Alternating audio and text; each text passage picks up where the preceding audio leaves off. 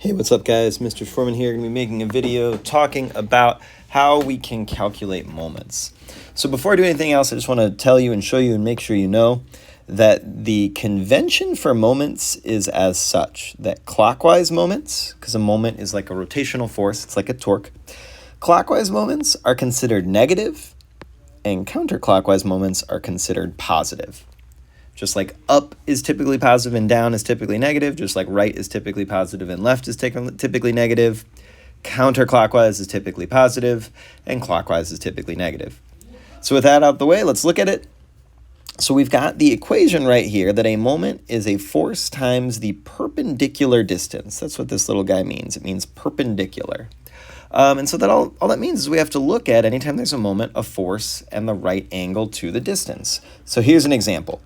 If we look at this cantilevered beam, we can see that the force is acting from its rotation point at the wall, that's where it would rotate, distance of 1.5 meters. I'm going to draw that as a vector with a little arrow there. And the force is 2 newtons. I'll draw that as a blue vector with a little arrow there. And so since the distance is obviously horizontal and the force is obviously vertical, we can see already that that is a right angle. Those are perpendicular to one another. So then it's really easy. All we just have to say is, well, a moment is force times displacement. Or in other words, the force, 2 newtons, the distance there, 1.5 meters. You multiply those together, 2 times 1.5 is 3.0 Newton meters.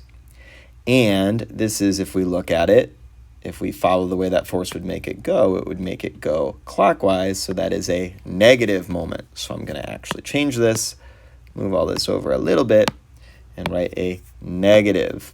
The other thing you could do is you could write something like clockwise or counterclockwise to indicate the direction. So negative 3 Newton meters.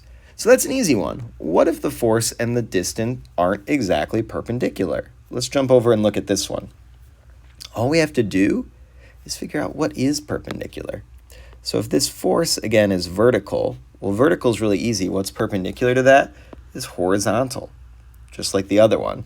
So even though this bar is going up and to the right 8 feet, we only care about that x component, that left and right component.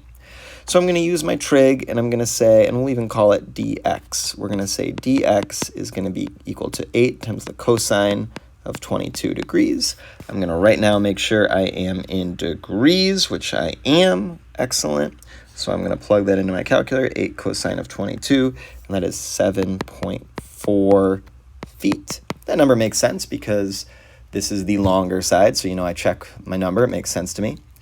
So the perpendicular distance there we see is 7.4 feet, and then we do the same thing we did before. Moment is force times perpendicular distance, so the force now here is 250 pounds.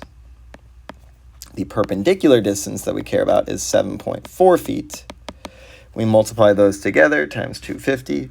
And notice, even though I'm writing 7.4 in my calculator, I keep it 7.417, That's just going to make my answer a little bit more precise, a little bit less rounding. And I'll get that the moment is equal to 1,854.4 foot-pounds are the units of torque or moment in the English imperial system. And again, I look at this and I see that this would make it rotate clockwise. Again, that's a negative number. So I'll write negative 1,854 foot-pounds is the moment caused by this force. I'm going to skip here to the end and just make sure you see these ones are talking about equilibrium. So for these to balance, we can see here that this force acting 1.3 meters away, I forgot to write that, we would just multiply that to find that this moment is equal to 8 times 1.3 or 10.4 Newton meters. And this is going, now we can see, counterclockwise, so that is a positive number. So if we were to write an equilibrium equation, we would write the sum of the moments is equal to 0. So let's call this moment 1 and this moment 2. So moment 1 plus moment 2 has to add up to 0.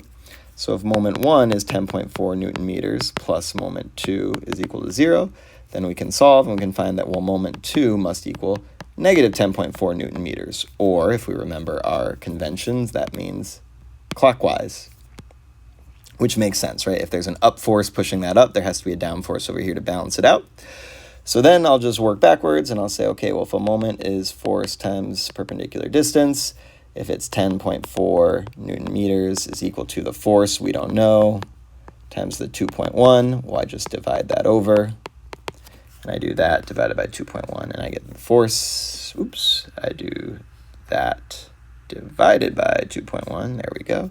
4.95 newtons, and it is down. So I'll do a down arrow, or you can do negative, kind of up to you how you want to represent it, as long as you're aware that that is a down force of 4.95 newtons compared with the up force of 8 newtons. And that's torques.